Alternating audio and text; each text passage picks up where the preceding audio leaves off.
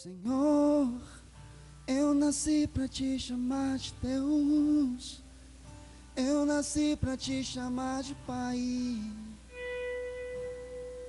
andar sempre ao seu lado. Senhor, desde o ventre de minha mãe, que eu sou povo exclusivo seu e sou abençoado, se vivo obediente. Mas todo dia um pecado vem e me chama. Todo dia vem as tentações, me chama. Todo dia as propostas vêm e me chama. Todo dia o pecado vem, mas eu escolho Deus. Eu escolho ser amigo de Deus. Eu escolho Cristo todo dia. Já ouvi pra minha vida quando eu vivo a vida de Deus. Mas eu escolho Deus. Eu escolho ser amigo de Deus. Eu escolho Cristo todo dia.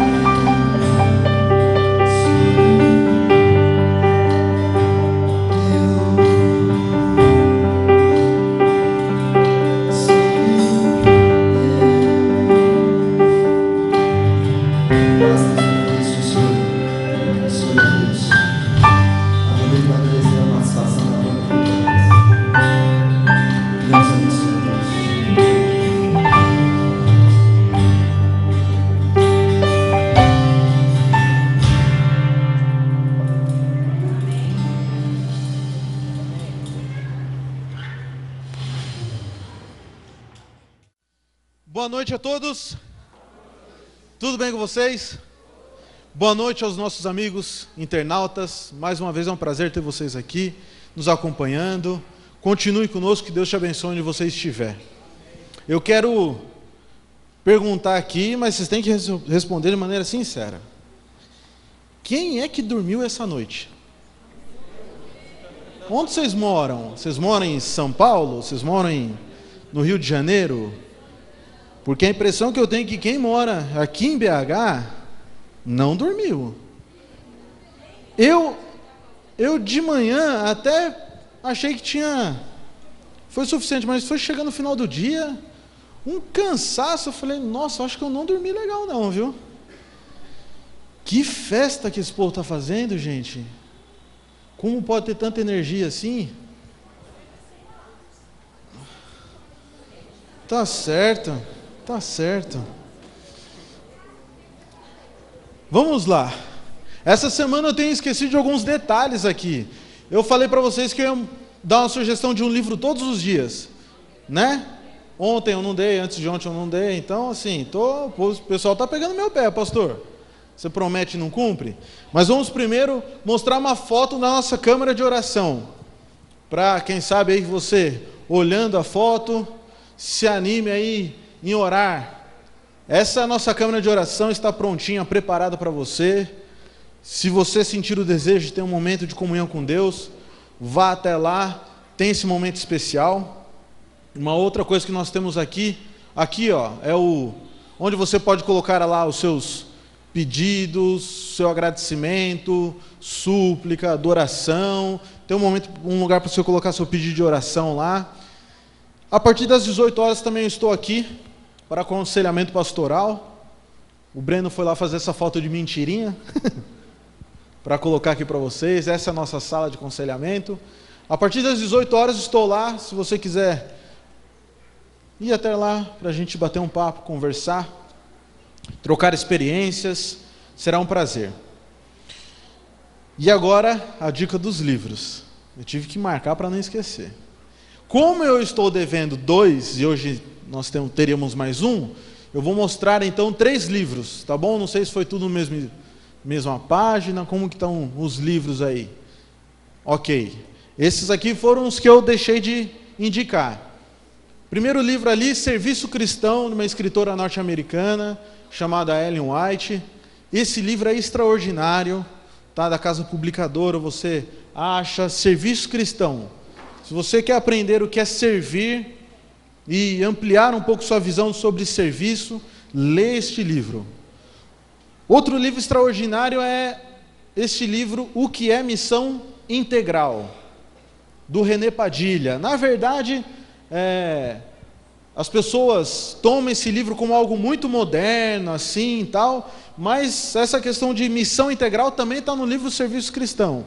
Mas são 2 livros que, se você ler, você vai ficar fascinado e vai aprender muito. E o nosso terceiro livro, o livro de hoje, Discipulado, do Bonhoeffer. Eu citei ele aqui algumas vezes essa semana, teólogo alemão. É um livro um pouco mais difícil de digerir, mas quem consegue ultrapassar aí o desafio de ler um livro desse, olha, vai ser fantástico, tá? Procure internet e tal, acho que vocês vão ter uma certa facilidade para encontrar esses livros. Ok, bons livros aí indicados. Hoje é um dia muito especial. Por quê? Hoje é o dia de ação. E qual que é a nossa ação de hoje? Sopa. Quem gosta de sopa aí? Alguns. O pessoal aí preparou uma sopa, um sopão, melhor dizendo, especial para quem? Não é para mim e para você. É para nós sairmos hoje nas ruas e distribuir para os moradores de rua. Hoje isso, logo depois do culto. Então, se você quer ter uma experiência extraordinária na sua vida, saia conosco hoje distribuindo esse sopão para os moradores de rua. Eu digo assim, às vezes falo isso para minha esposa, falo para quem eu tenho oportunidade. Reparem na oração que nós fazemos na hora do almoço, agradecendo o almoço. Geralmente a gente diz assim: Senhor, muito obrigado pelo alimento que o Senhor nos deu, e abençoe aqueles que não têm nada para comer, né? Eu falo assim, oraçãozinha mais ralé, viu? Me desculpe se você faz essa oração, mas sabe por quê? Porque, como assim, você tem comida em casa, e agora você tem a cara de pau para falar para Deus assim: abençoe quem não tem o que comer, e você fica lá comendo a sua comida tranquila. O que você acha? Que Deus vai derrubar uma cesta básica na frente, assim, da casa de uma pessoa carente, e vai falar, come aí? Não, amigo. Para o outro comer, quem não tem, quem que havia? É através de quem? É através de você. Então para de fazer essa oração: Senhor, abençoe quem não tem. Não, Senhor. Senhor, me usa para que eu possa levar para quem não tenha. Então esse é o momento. Hoje é para isso. Vamos sair aqui e levar sopão para quem sabe alguém aí que esteja precisando, e eu tenho certeza que vai ser uma experiência extraordinária. Findou os meus recados. Eu quero, neste momento, entrar na mensagem desta noite. Durante a semana toda nós temos falado aqui sobre missão. Nós temos falado de como Deus está empreendendo uma missão neste mundo para reconciliar o mundo consigo mesmo.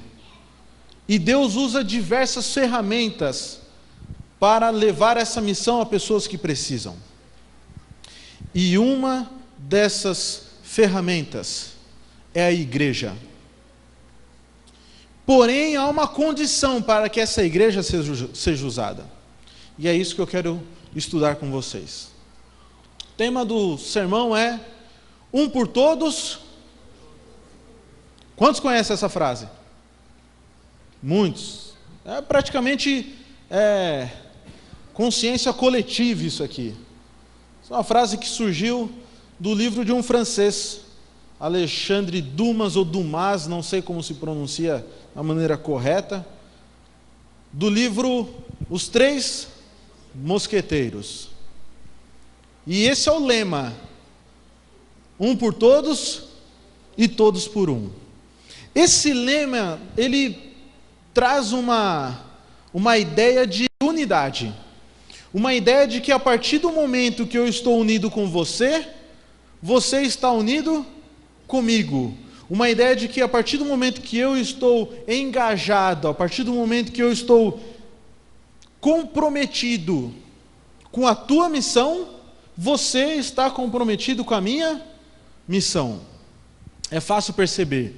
Todas as revoluções no mundo, elas só foram feitas por causa do coletivo. Ninguém sozinho faz algo extraordinário. Tudo por meio do coletivo. Mas um coletivo que tem que andar no mesmo propósito, no mesmo caminho. Há um personagem da história que eu admiro muito.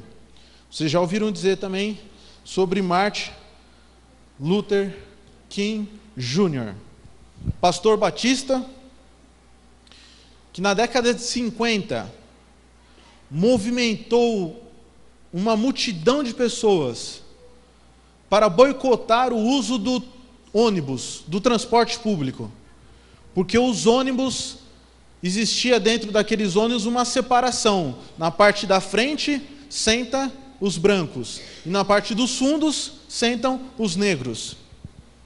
E para que ele lutasse contra aquela segregação, então ele falou: não vamos usar da violência, vamos usar da paz. E como vamos fazer isso? É o seguinte: a partir de hoje nenhum negro usa ônibus aqui, porque negro também pagava. E a partir do momento que ninguém usou os ônibus, o que acontece com o dono da companhia de ônibus? Ah, meu amigo, aí começa a ter problema, porque o faturamento que ele tinha não tem mais. Em 1963, Martin Luther King, ele liderou uma marcha sobre Washington, uma marcha extraordinária, milhões de pessoas participando daquele momento. E foi ali que nós passamos a conhecer talvez um dos discursos mais bonitos que nós já ouvimos, um discurso tão conhecido, I Have a Dream, Eu tenho um sonho. Eu fiquei em dúvida se eu desse uma lida em partes desse discurso. Fiquei com medo de ficar meio chato, mas eu vou tentar ler aqui. É lógico que é parte do discurso. Eu tirei algumas partes que eu achei importantes e bonitas. Veja o que ele discursou. 100 anos atrás, um grande americano, no qual estamos sob sua simbólica sombra, assinou a proclamação de emancipação. Esse importante decreto veio como um grande farol de esperança para milhões de escravos negros que tinham murchados nas chamas da injustiça. Ele veio como uma alvorada para terminar a longa noite de seus cativeiros. Mas 100 anos depois, o negro ainda não é livre. 100 anos depois, a vida do negro ainda é tristemente inválida pelas algemas de segregação e as cadeias de discriminação. 100 anos depois, o negro vive em uma ilha só de pobreza, no meio de um vasto oceano de prosperidade material. 100 anos depois, o negro ainda adoece nos cantos da sociedade americana e se encontra exilados em sua própria terra. Assim nós viemos aqui hoje para dramatizar a sua vergonhosa condição. Eu tenho um sonho, que um dia esta nação se levantará e viverá o verdadeiro significado de sua crença. Nós celebraremos estas verdades e elas serão claras para todos, que os homens são criados iguais. Eu tenho um sonho, que um dia, até mesmo no estado do Mississippi, um estado que transpira com o calor da injustiça, que transpira com o calor de opressão, será transformado em um oásis de liberdade e justiça.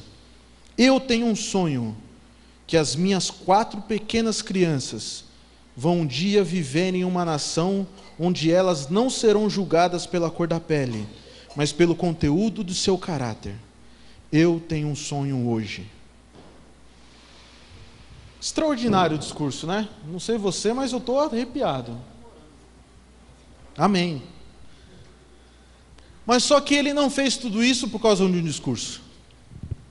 Ele fez tudo isso porque existiam pessoas que estavam unidos no mesmo propósito. Convido você a abrir a sua Bíblia. A Bíblia também fala de um sonho. A Bíblia também nos revela uma revolução. Quem precisar de Bíblia, levante a mão. O pastor Breno estará ali à disposição para levar para vocês. Precisando, só levantar a mão. A Bíblia fala de uma missão, mas fala de uma condição. Da maneira como nós temos que estar preparados para cumprir essa missão. Efésios capítulo 4. Vou ler o verso 1 até o verso 6. Efésios capítulo 4, verso 1 ao 6.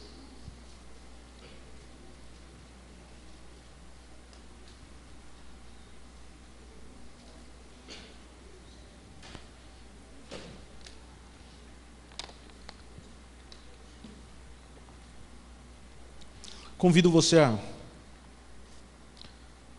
falar com o nosso Pai Celeste.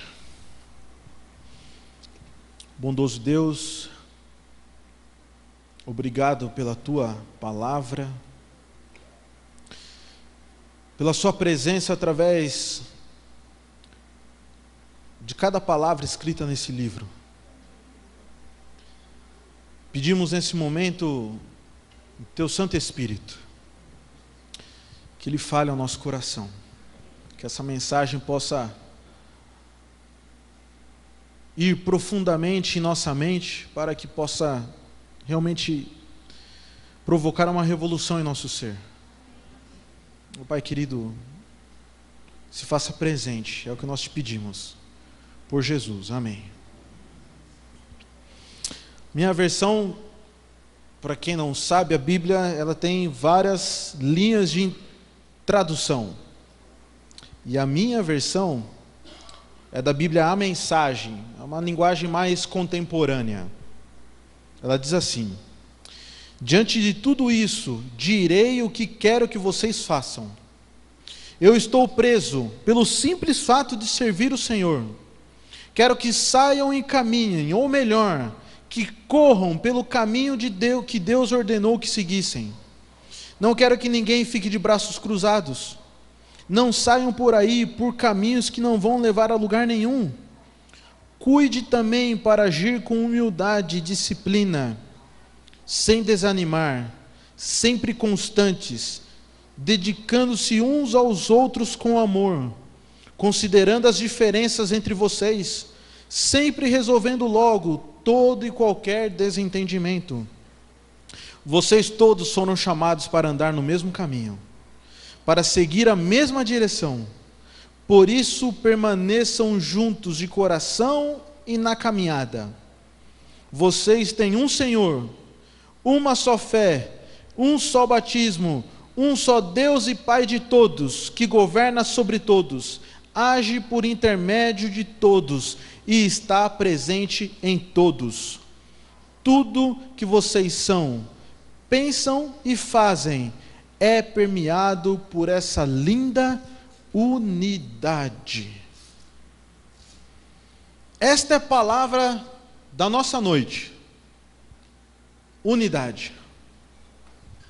A verdade é que Deus quer usar a sua igreja para fazer a missão, fazer a revolução neste mundo. Mas há uma condição para a igreja. A condição é estar unidos. A condição é não perder tempo com discussão, com briguinha, com rixa. A intenção é não perder tempo, porque precisamos fazer a missão. Eu quero tirar 4 lições desse texto, para que nós possamos ter uma visão mais clara por que temos que permanecer unidos em Cristo, para que possamos fazer essa missão. Primeiro ponto: vivemos sob o senhorio do mesmo Deus, Pai, Filho e Espírito Santo. O que eu estou dizendo, meu amigo, é que acima da gente tem um Deus que reina sobre todas as coisas. Aqui, neste lugar, não há mais importante, menos importante, mais inteligente, melhor, não tem isso. Aqui, diante de Deus, do Senhor do mundo, somos todos iguais. A história contada no primeiro século, de um romano, um homem muito rico, muitos empregados, muitos servos. Os seus servos conheciam a mensagem de Cristo, eram cristãos. E esse romano certa vez estava triste, preocupado. E um dos seus servos chegou nele e disse: o que está acontecendo com você? Por que você está triste? E ele abriu o coração e aquele servo disse para ele: olha, não fique assim. Eu conheço alguém que pode resolver os seus problemas. E aquele senhor, aquele romano, ficou interessado e ouviu a mensagem do Evangelho e aceitou Cristo Jesus. Num determinado dia ele vai na reunião de oração. E quando ele chega lá na reunião de oração, aquele homem que tem muitos servos, ele percebe que quase todos os seus servos são cristãos e fazem parte daquela reunião de oração. E ele percebe também que aquele servo que pregou para ele é o servo que ministrava e que dirigia o culto de oração. Aquele homem que tinha muitos escravos, mandava sobre todos, era superior a todos, ali na reunião de oração, entendeu que o servo dele era quem ministrava para ele a palavra, quem orava por ele. E agora, aquele homem converso em Cristo, não mais tratava os seus servos como ele tratava antes. Um dos seus amigos chegou à sua casa, entrou na casa dele e falou: mas estranho, sua casa está diferente, por quê? Todos os seus servos agora entram na sua casa a hora que quer, não pede licença, não fala com você com respeito. Ele disse: bem, é que aqui não há mais senhor e servos. Aqui são todos servos, porque todos estamos debaixo do senhorio de Cristo. A Bíblia apresenta que a igreja é a nova sociedade em Cristo Jesus. Na igreja tem que ser diferente do que é o mundo lá fora. Se lá fora há injustiça, aqui na igreja não é esse lugar. Se lá fora há discriminação, aqui na igreja não é esse lugar. Se lá fora há contenda e brigas, aqui na igreja não é esse lugar. Porque a igreja é a nova sociedade em Cristo Jesus. Segundo ponto. Precisamos ter paciência e aguardar que cada um amadureça no tempo de Deus. Na igreja a gente precisa ter isso. Sabe por quê? Porque o texto falava de caminhada. Mas só que nem todos estão na mesma altura da caminhada. Alguns aqui já estão nessa caminhada há 30, 40 anos. Outros estão há meses.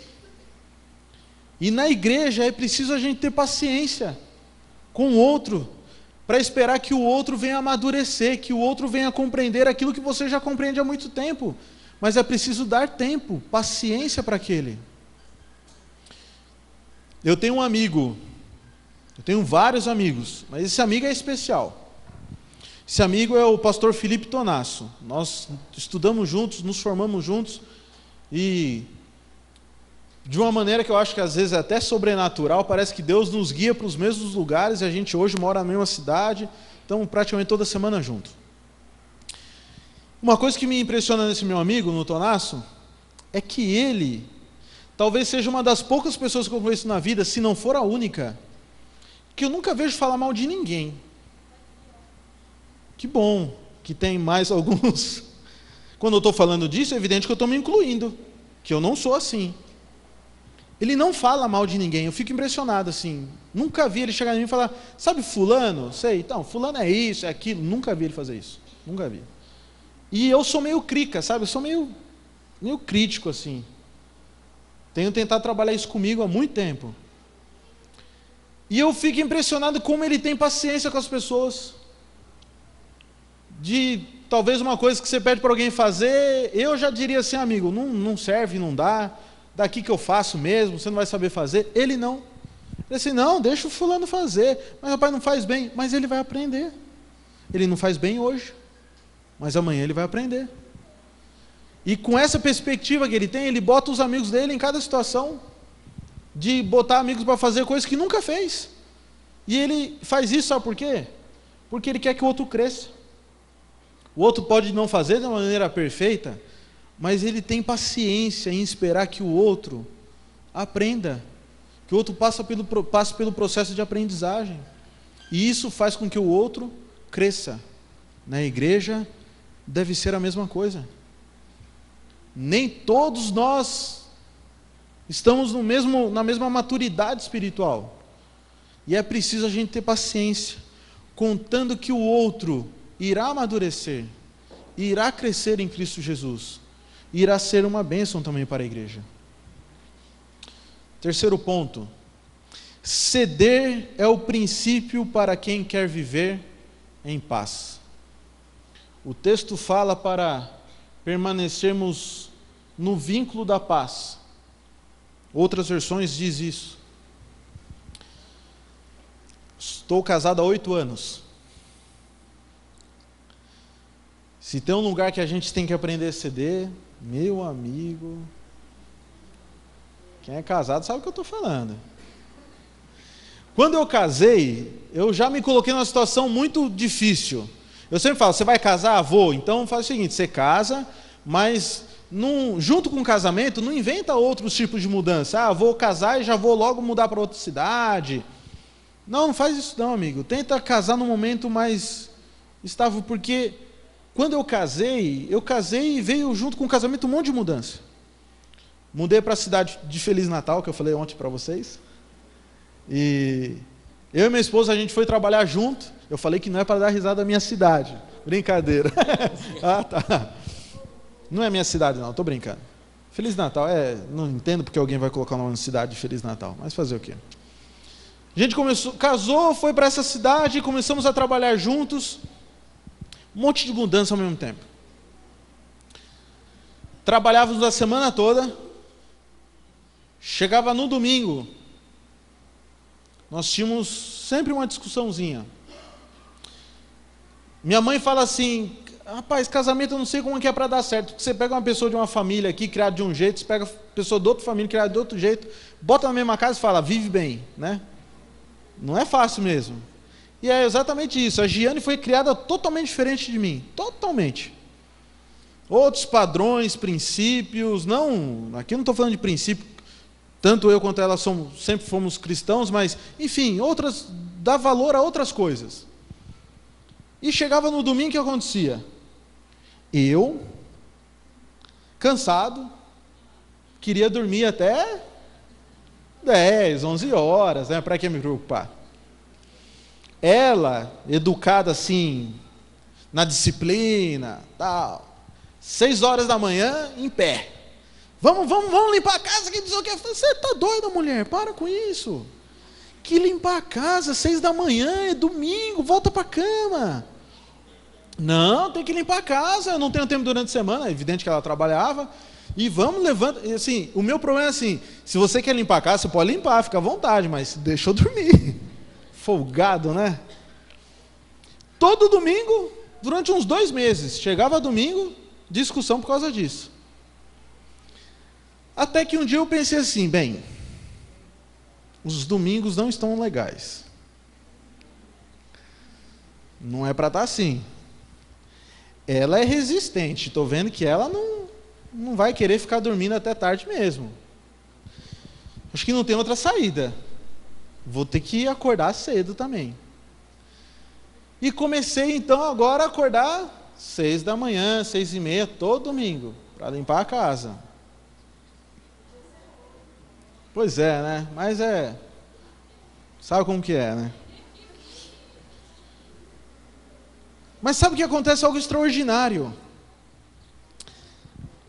Porque quando a gente cede,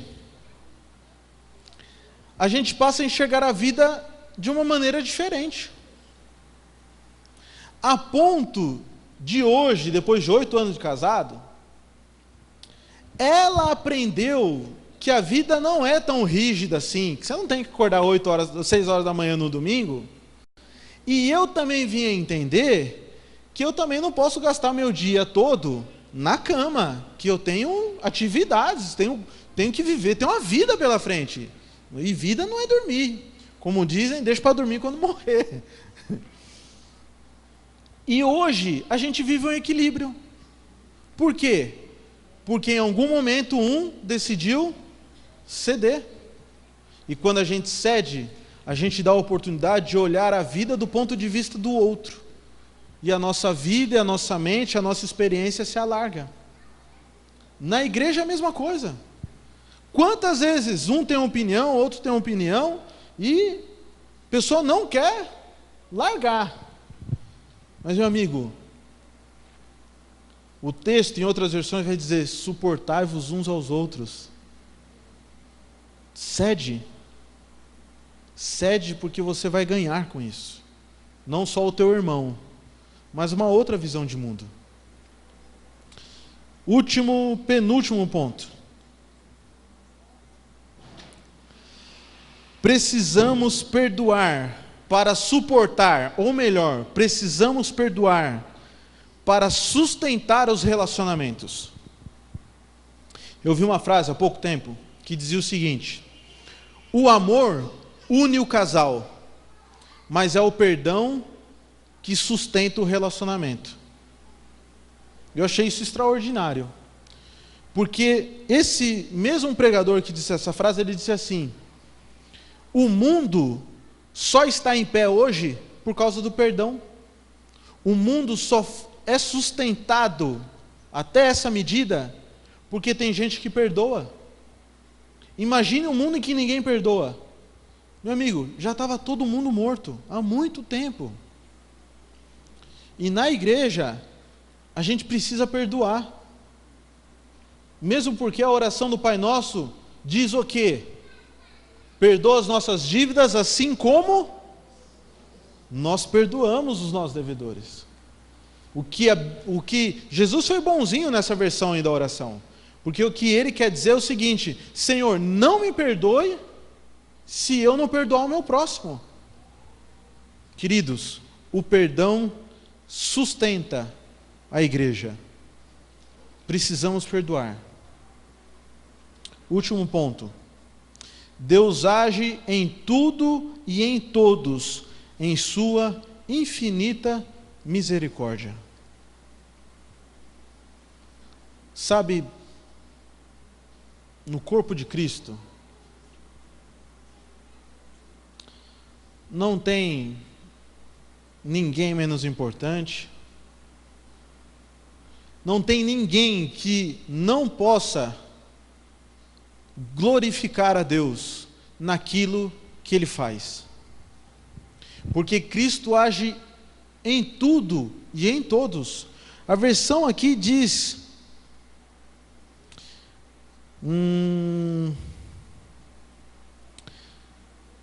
tudo que vocês são, pensam e fazem é permeado por essa linda unidade. Quando nós estamos unidos, é Deus que agora age por meio de todos, fazendo algo muito mais além do que nós sozinhos poderíamos fazer.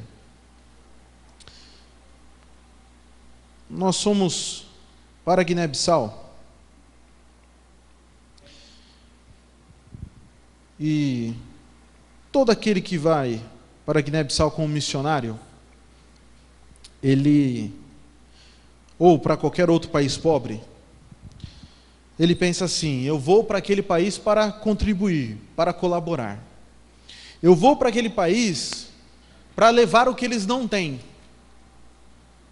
E coitado daquele que pensa que vai para um país pobre para contribuir e não tem a mínima noção de que ele não vai para contribuir, porque ele é o maior beneficiado daquilo. Essa semana eu contei para vocês a história da escola de Bolama, uma ilha em Guiné-Bissau, de uma escola que passava por muitas dificuldades. Eu contei essa semana que aquela escola estava orando incessantemente para conseguir dinheiro para pagar os professores, reformar a escola, para que aquela escola pudesse ser uma escola referência naquela ilha. Depois de um ano de trabalho, a minha esposa Giane foi lá num final de semana e o diretor da escola falou assim para ela: olha, a gente não... tá difícil, eu não tenho nada para comer em casa. Isso era perto do Natal. Todo mundo no Natal quer ter uma ceia, quer ter um momento especial com a família.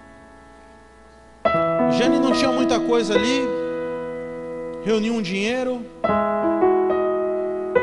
contratou uma cozinheira, comprou um pouco de arroz, comprou peixe e fez um jantar ali para os professores, que alguns deles faziam 2 dias que não comia nada.